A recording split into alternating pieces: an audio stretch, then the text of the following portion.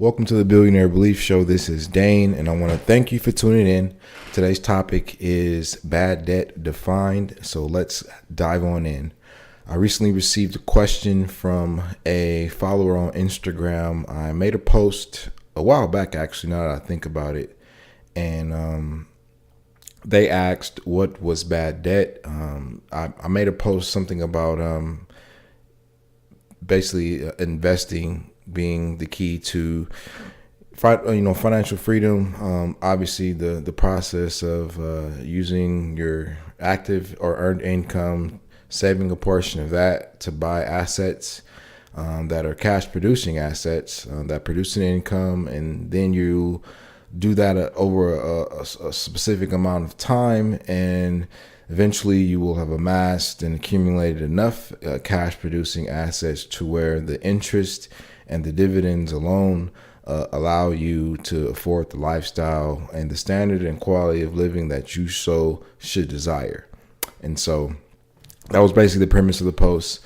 And one of the questions that I did find was what is bad debt? Because obviously one of the explanations I gave was the importance of getting rid of debt as best as you can early on in your journey. Because debt is one of those silent killers that keeps a lot of us from attaining financial independence, and debt is also one of those silent killers that kind of kills off our ability to achieve financial freedom, because the money that we're using to pay off our debts is actually money that we could be putting toward investing so that we can multiply it, so that we can use it to buy assets, so that it can take care of us later on in life. So I figured, what the hell, let's make a show out of it. So that's what we're about to do right now. So just to give you a quick overview, I'll go ahead and define, what debt is. And I also too wanted to kind of just read a couple of headlines as of today to kind of give you a better understanding of the gravity of debt, and just kind of give us some solutions, some things that we can do to get rid of some debt, so that we can, like I said before, use the money that we're using to pay down our debt. Eventually, we want to be able to transition that money back into saving so we can invest it. So let's go ahead once again and dive on in. So debt. Roughly, there's three types of debt. Unfortunately, most of us never learn about this, and we hear about it a lot. I'll say that, and we do see about it a lot, and quite frankly, it's right in front of us on a day-to-day basis. But once again, because we're not necessarily being taught what this stuff is, and really, it's no one's really breaking down to us the importance of maintaining good credit. Because debt is what ultimately affects our credit scores. So we got to make sure we have good debt if we intend on making major purchases in our life as well. Well, by major purchases, I mean things like, obviously, rental properties, real estate, might be a personal residence for a mortgage. It might be appliances for the house, cars, anything major that you want to do. They're going to run your credit. And if your credit comes back bad, you're either going to have to pay significantly more for whatever it is that you're trying to buy, or you're not going to be able to buy it at all. Or they're going to make you get a quote unquote cosigner because they don't believe and trust in your ability to pay back what they are going to lend you so that you can acquire whatever it is you want to purchase. So understand that, like I said, debt is important. Not having it is the absolute best, but there's different types of debt. There's good debt and bad debt. We're not going to cover good debt today per se. I guess we'll dive into it, but because we do gotta talk about it in three types, but nevertheless, I need you to understand, family, you need to make sure you keep your credit on point. Obviously, as life happens, things you're gonna have to, might have to charge the credit card to repair to make a repair to the vehicle. You might, like you said, you might move and you have to buy some new appliances and you got to pay it down. Or if you don't necessarily have the capital up front to pay for stuff, the dog might get sick. A lot of things can happen in life, and it does happen, and it will happen. So just make sure that when it does happen, you're able to respond to the situation and not just react to the situation. So, like I said, let's go over 3 types of debt so we can, A, have an understanding of what is all out there. And then B, we'll talk about how we can, leverage these 3 types for our best interest. So 3 types of debt.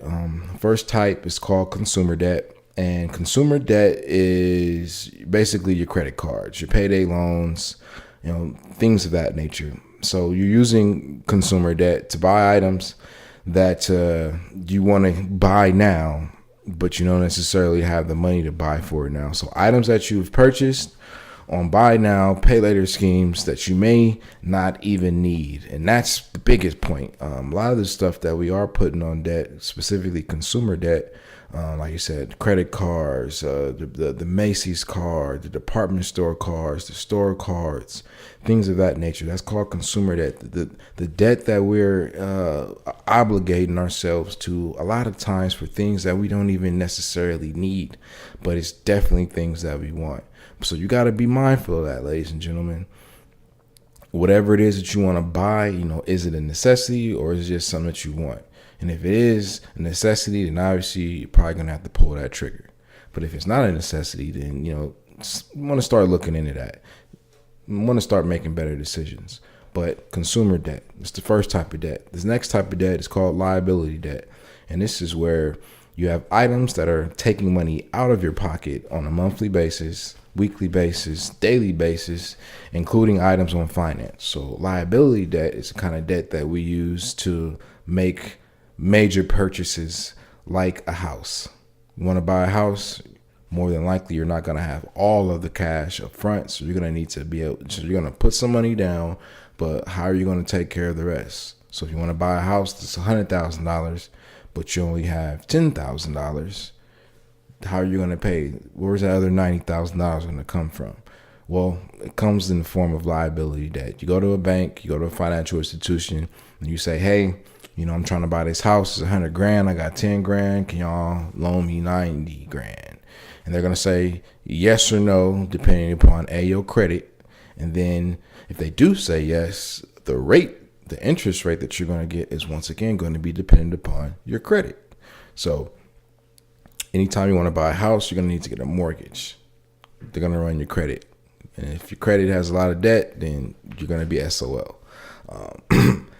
You want to buy a car, running your credit. Anything that jet skis. What are some of the things that we buy that we don't necessarily basically anything that you're buying, and you gotta. It's basically a monthly payment that's coming out. Then that's a liability debt. Third type of debt, asset debt. Items that you may have purchased, borrowed money. What was it? Items that you may have borrowed money on for the purposes of putting money back into your pocket.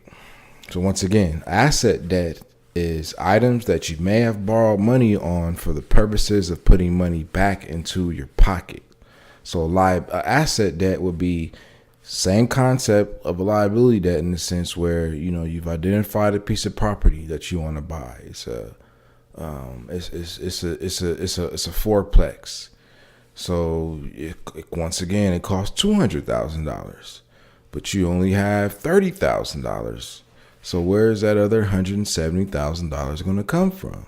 Well, you're going to go to the bank, same process. You're going to tell them there's a $200,000 property that I want to buy.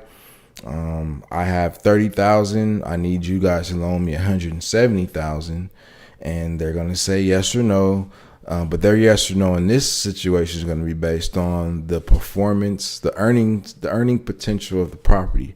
So if you could say something along the lines of, okay, I got a property that I want to buy for $200,000. I got $30,000. I need y'all to loan me $170,000, and the property cash flows. I mean, the gross rents on a monthly basis for the property is, let's just say,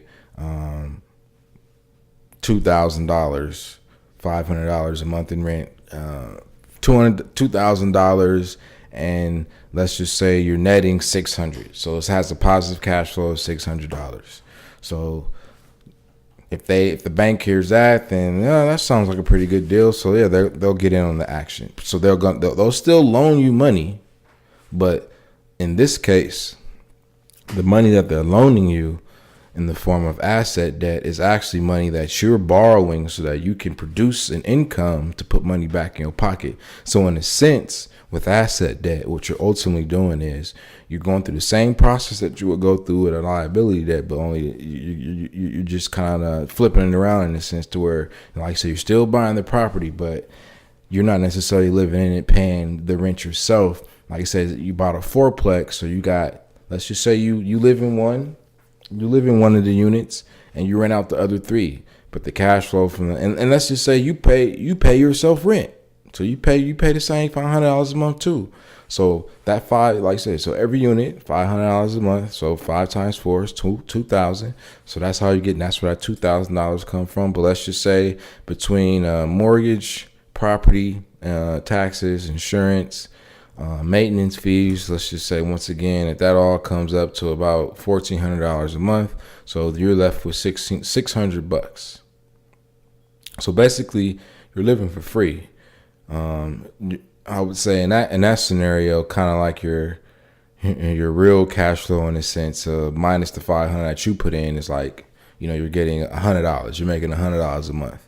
So you're basically living rent free. You have your tenants paying down the balance on the mortgage, and you're making $100 a month in true net profit, $100 a month.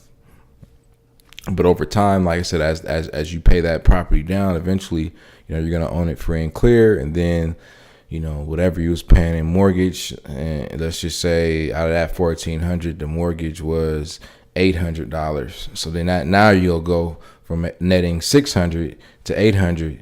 I mean, not $800, but $1,400. So now you go from a net profit of $100 to now $900. Because once again, you're still paying that same $500 in rent yourself as a tenant in one of the units. But that's how asset debt will work. And that's why asset debt is a good type of debt to have. So going back to the topic of today's show, bad debt defined. Specifically, what is bad debt? And as we've just gone through the 3 types of debt, specifically, bad debt is consumer debt and liability debt. Those are the 2 types of debt that take money out of your pocket on a frequent basis. And like I said before, that money that's being taken out of your pocket isn't money that you can use to multiply it so that you can then, like I said, grow it down over time and be able to buy assets that will produce eventually cash itself so that you can sustain your lifestyle off of those assets. But if you take if you use your time to accumulate bad debt, specifically mostly consumer debt and liability debt, then you're going to be SOL at the end of the day, because you're never going to really be able to make any major financial moves because the debt's going to be holding you back. And if you think you can just make the minimum payments on, let's just say, your consumer debt, credit cards, for example, you're shooting yourself in the foot.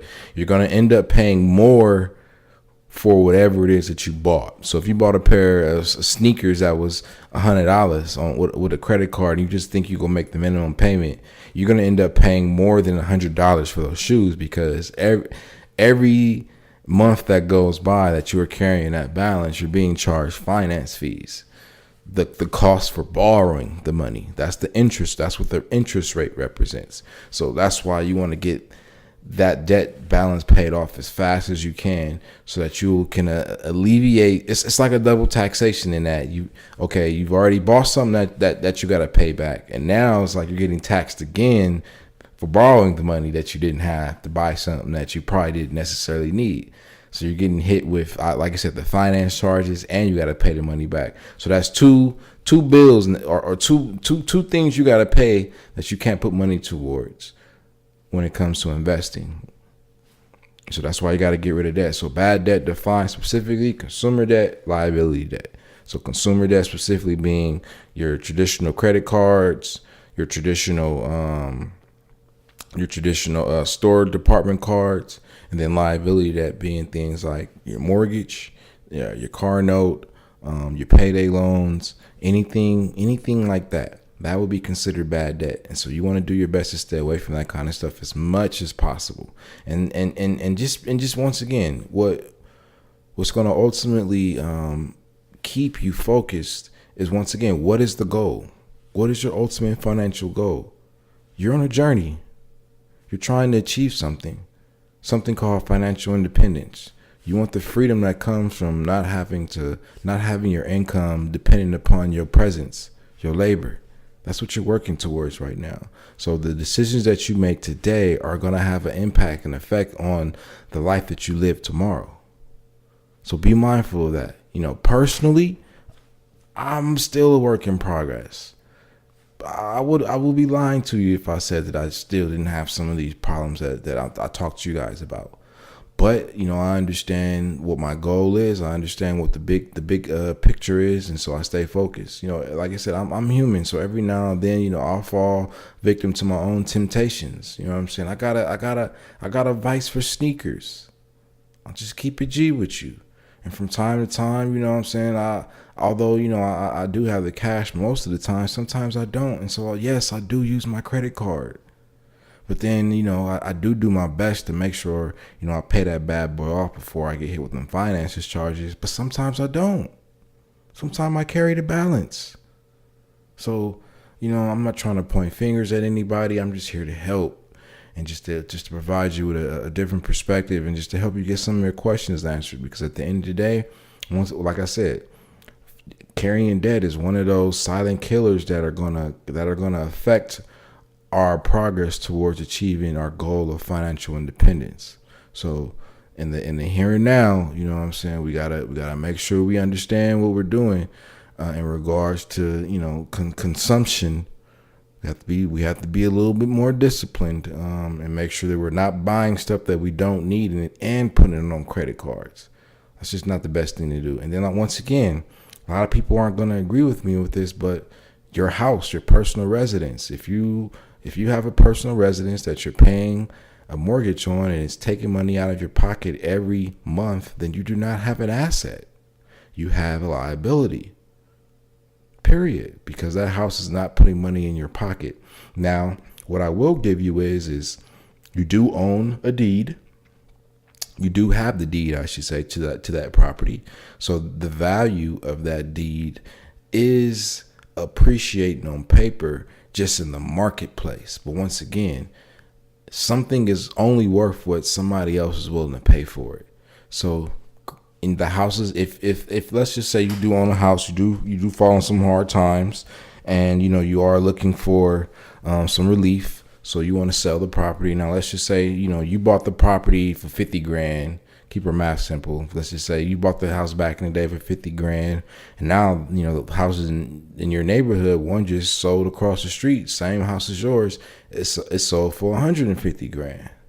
So some would say that the value of that deed that you have is $150,000. But if somebody's only willing to pay you $75,000 for the house, then that deed is only worth $75,000. So it fluctuates at the end of the day when it comes to the house. But I understand when most people, when they go to the bank and they're trying to make major purchases or you're doing anything financial related, doing some form of financial planning, they ask you to list out your assets, and they say you can put things like your car, your house, your paintings, your golf clubs, anything of value is what they'll tell you. But the reality of the situation is in true financial education terms, an asset puts money in your pocket and a liability takes money out of your pocket. And so unfortunately for most individuals, they have a liability called a mortgage on their personal residence that they call their home, that appreciates on paper, but for the sake of reality, that mortgage is taking money out of their pockets on a monthly basis. Therefore, it is a liability. Period. No ifs, ands, or buts about it. You can hate me if you want to, but it is what it is. So, ladies and gentlemen, bad debt. Consumer liability debt. Let's talk about what we can do to get rid of some of our debt. I will be the first to say that it depends on your skill level with money. That's just the best way it's been explained to me and the best way I've come to understand it. When it comes to attacking debt, it ultimately comes down to your skill set. So what do I mean by skill set? Now, if you have mastered the skill of multiplying money, then it may be in your best interest to use your money to not pay off your debt up front, but more so use the cash that you have available to multiply it so that you can grow it and be able to afford other things and then make enough money to pay off the debt.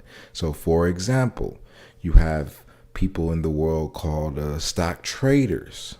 So these are people who are buying stock, let's just say, to hold for, short-term periods of time, anything from minutes to hours to days to weeks. Like, that's how long they're holding an asset, a stock in that sense. So they might, take $5,000 and get in on the stock that's $1 that is said that's supposed to grow to however much it's supposed to grow to. Let's just say in 10 minutes it goes from $1 to $2. So now they just turned their 5,000 and then 10,000, and then they take their money out. And after taxes, fees, and whatnot, they'll probably be left over with, let's just say, $8,000. So they started the day with $5,000, and after taxes, fees, and everything like that, they're in the 8 days. So they made a $3,000 profit. Now, if you have the skill to be able to do something like that, then it probably will be in your best interest to use your cash that you have available to multiply the money so that you can grow it, get more of it, and then use some of it to pay off your debt. But if you don't have the skills to multiply your money, then it probably will be in your best interest to pay off the debt and get rid of it. So specifically when it comes to now the debt payoff, the best practice is knock out that consumer debt first. So there's plenty of methods out there in the world. One of the most popular is Dave Ramsey's Snowball method. So I'm not going to really talk about that because you can go listen to him talk about that. But that's one method that you can use. Personally, I use a more aggressive manner. I came up with a name for, or I called it. What did I call it? I think I called it like something like the $100 method. And what the $100 method was basically, at the time when I kind of was coming up with it, I had some dental loans, I had 2 credit card bills, and I